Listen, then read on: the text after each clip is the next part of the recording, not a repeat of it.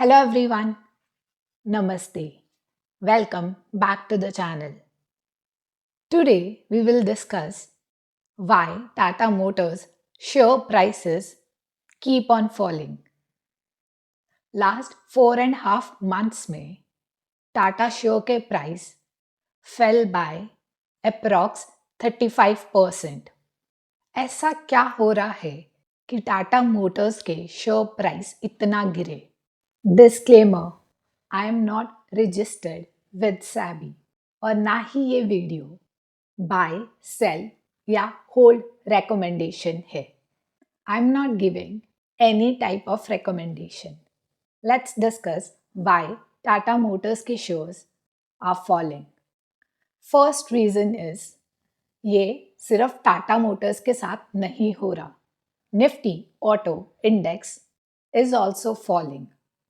Last 4.5 months में it fell by 13.5%.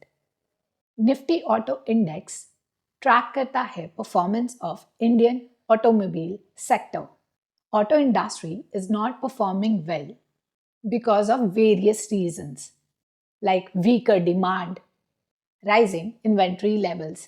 जितना companies ने सोचा था कि फेस्टिव सीजन में सेलिंग होगी ऑटोमोबाइल्स की, उतनी नहीं हुई. 73,000 करोड़ की इन्वेंट्री अनसोल्ड है. मैनेजमेंट का outlook in the second half of financial year 2025 is positive yet cautious. उनके according infrastructure investments, festive season and reversal of working capital effects help करेंगी in stronger results. Although management के according second half stronger होगा, but it depends on various factors जो uncertain है. इस बार उन्होंने बोला है कि वो एक्सपेक्ट करते हैं कि बाय सेकेंड हाफ 2025 वो नेट डेट फ्री होंगे. अब हमें ये फ्यूचर में देखना होगा कि क्या वो अपना टारगेट अचीव करते हैं या नहीं करते. सेकेंड, टाटा मोटर्स ने फोर्थ टाइम प्राइस हाइक करा इस साल. टाटा मोटर्स ने कमर्शियल व्हीकल का प्राइस हाइक करा है अप टू 2% फ्रॉम जनवरी 2025 और पैसेंजर व्हीकल का अप टू 3%, जो डिपेंड करेगा अपॉन वेरिएंट, मॉडल एक्सेट्रा. ये उन्होंने इसलिए करा है क्योंकि इनपुट कॉस्ट के प्राइसेस इंक्रीज हो गए हैं एंड इन्फ्लेशन. टाटा मोटर्स ने ऐसा पहली बार नहीं करा. टाटा मोटर्स ने कमर्शियल व्हीकल के प्राइस हाइक करे थे इन अप्रैल अप टू 2% और फिर इन जुलाई अप टू 2%. इससे पता चलता है कि इन्फ्लेशन बहुत ज्यादा है.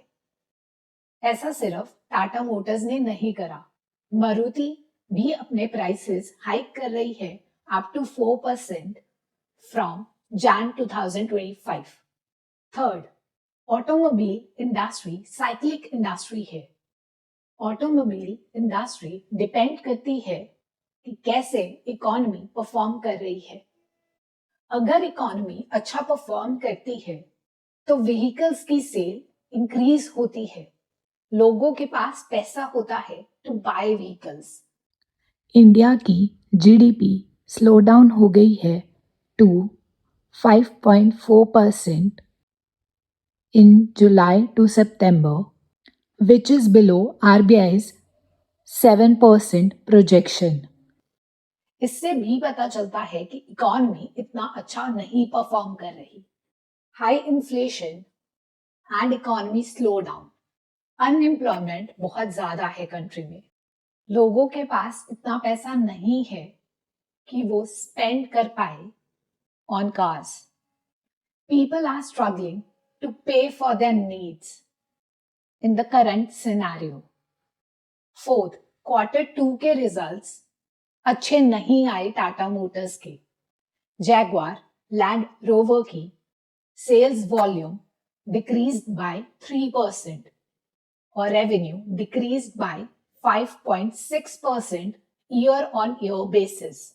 ईयर ऑन ईयर बेसिस मतलब क्वार्टर टू फाइनेंशियल ईयर 2024 से कंपेयर करके, मतलब quarter two of this financial year को कंपेयर करा जा रहा है with quarter two of last financial year. Company ने इन्वेस्टर प्रेजेंटेशन में बताया कि JLR का जो वॉल्यूम 3% से गिरा वो इसलिए था कि one of the main aluminium supplier वो इम्पैक्ट हुआ है सिवियर फ्लडिंग की वजह से। सेकेंड रीजन उन्होंने बताया क्वालिटी चेक्स की वजह से टेम्पररी होल्ड लगाना पड़ा उन्हें अप्रॉक्स 6000 व्हीकल्स पर। वही कमर्शियल व्हीकल का revenue fell by 13.9% and passenger vehicle का बाय 3.9%। कंपनी का net revenue decreased by 3.5% year on year basis. Net profit by 9.97%. वही महिंद्रा एंड महिंद्रा की सेल्स एंड नेट प्रॉफिट दोनों इंक्रीज हुए। नेट प्रॉफिट इतना क्यों कम हुआ? क्योंकि purchase of product for sale cost increase by 118%। पहले 4000 करोड़ थी, अब वो थी 8500 crore. Plus employee cost increase by 16% और जो एक्सचेंज लॉस पहले 93 करोड़ का था अब वो इंक्रीज हो गया है टू 423 करोड़। कंपनी का free cash flow quarter two financial year 2024 में था 3900 करोड़, बट इस क्वार्टर में इट्स नेगेटिव 2900 करोड़, मतलब 175% अप्रॉक्स फ्री कैश फ्लो गिरा। Tata motors largest commercial vehicle manufacturer है इंडिया में। It has approx 38% market share, but उनका मार्केट शेयर कंपैरेटिवली कम हो गया है और महिंद्रा एंड महिंद्रा का शेयर इंक्रीज हुआ है। टाटा मोटर्स का revenue in financial year 2024 passenger vehicle से था 12%, कमर्शियल व्हीकल से था 16%, जैगवार लैंड रोवर से था 66% एंड अदर से था 4%। इससे पता चलता है कि कंपनी बहुत ज्यादा डिपेंडेंट है जैगवार लैंड रोवर पर। एक चीज आपको नोटिस करनी चाहिए कि कमर्शियल व्हीकल में चाहे टाटा मोटर्स लीडर है, बट वो रेवेन्यू का सिर्फ 16% है, वही पैसेंजर व्हीकल सिर्फ 12% है। फिफ्थ, प्रमोटर्स ने अपनी होल्डिंग डिक्रीज करी है। जून क्वार्टर में उनकी होल्डिंग थी अप्रॉक्स 46% और वो सितंबर 2024 में रह गई है अप्रॉक्स 42%। उन्होंने अपनी होल्डिंग डिक्रीज करी बाय 4%।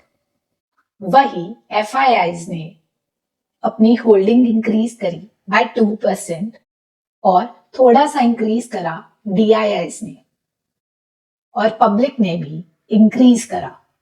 टाटा मोटर्स लीडर है in India's EV segment, but उनका मार्केट शेयर डिक्रीज हुआ है। अक्टूबर 2023 में उनका मार्केट शेयर था 74%, बट इन अक्टूबर 2024 में वो रह गया है 58%। वही महिंद्रा एंड महिंद्रा का मार्केट शेयर इंक्रीज हुआ है। रिसेंटली महिंद्रा एंड महिंद्रा ने 2 SUV इलेक्ट्रिक व्हीकल्स लॉन्च करे। SUVs में महिंद्रा एंड महिंद्रा की डिमांड ज्यादा है।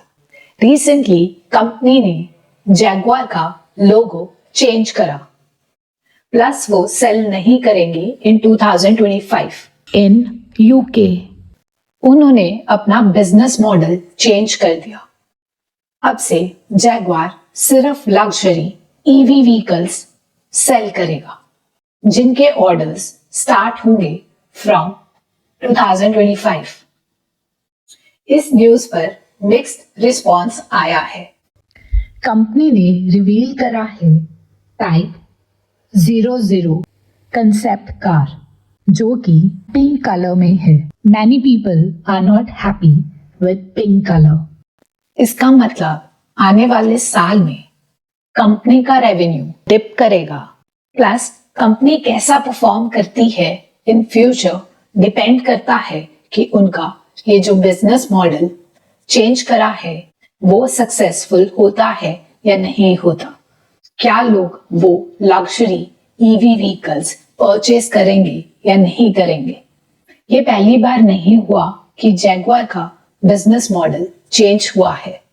जैगवार को ओवर द इयर्स बहुत कंपनीज ने एक्वायर करा, फिर उसे सेल करा। पास्ट में ईवीज की ग्रोथ बहुत ज्यादा थी, बट रिसेंटली जितना ईवी में ग्रोथ सोचा था उतनी नहीं हो रही। People are facing issues. The major issue is EV infrastructure. EV charging stations mainly बड़ी सिटीज में है और वो भी बहुत टाइम लेते हैं to charge. And EV vehicles are more expensive. अभी EVs को मैन्युफैक्चर करने के लिए ज्यादा पोल्यूशन होता है, माइनिंग करनी पड़ती है लिथियम की एक्सेट्रा। ईवी व्हीकल्स की रीसेल वैल्यू अभी एस्टैब्लिश नहीं हुई है। ऑल्दो जैगवार का बिजनेस मॉडल चेंज हो गया है, बट उसके लिए ईवी इंफ्रास्ट्रक्चर चाहिए। बहुत सारे लोग are not living in major cities.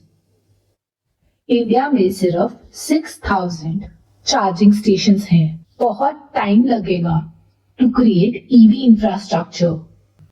In financial year 2024 JLR की रिटेल सेल्स का 14.4% था फ्रॉम चाइना और उनका रेवेन्यू था approx 19% from China. And wholesale sales is also dependent on China. China में कार्स की ओवरस्टॉकिंग हुई थी और डिस्काउंट्स पर कार्स को सेल करा जा रहा था, जिसकी वजह से dealers went out of the business, मतलब बैंकरप्ट हो रहे हैं। प्लस उन्हें लाइन ऑफ क्रेडिट नहीं मिल रहा, मतलब उन्हें लोन्स नहीं मिल रहे, जिसकी वजह से it is creating problems in distribution network. Plus weak demand.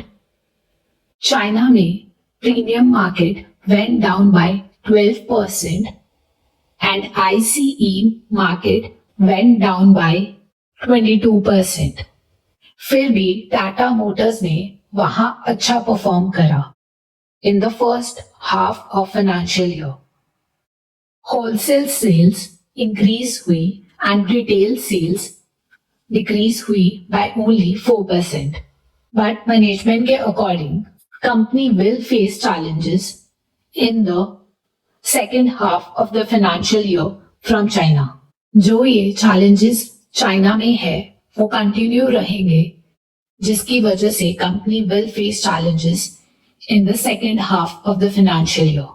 पहले जैगवार कंपीट करता था BMW और मर्सिडीज के साथ, बट अब उनका प्लान है to compete with Bentley, etc.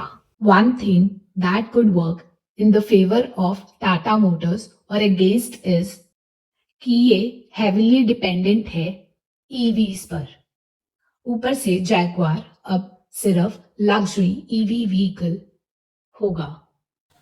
हो सकता है it might work in the favor of the company and it might not. ये तो आने वाला वक्त ही बताएगा। Disclaimer, I am not expert. ये कुछ चीजें हैं जो मैंने नोटिस करी। I am also learning day by day. Just my observation, लोगों ने स्पेंडिंग इंक्रीज कर दी है, चाहे उनकी इनकम उतनी इंक्रीज हुई या ना हुई। कंजम्पशन बहुत ज्यादा इंक्रीज हो गई है। अब लोग बहुत ज्यादा लाइफस्टाइल पर स्पेंड करते हैं। जितनी बड़ी कार होगी वो एक स्टेटस सिंबल बन चुका है, जिसकी वजह से बड़ी कार्स की सेल ज्यादा है। पहले फैमिलीज में एक कार होना बहुत बड़ी बात होती थी, बट अब जितने मेंबर्स हैं फैमिली में उतनी कार्स होती हैं, चाहे वो यूज भी ना होती हो। ऊपर से व्हीकल लोन लेना बहुत इजी हो गया है। Thank you for watching this video. If you like this video, give it a thumbs up and subscribe to this channel. If you want to recommend any topic or have any question, comment down below. See you soon.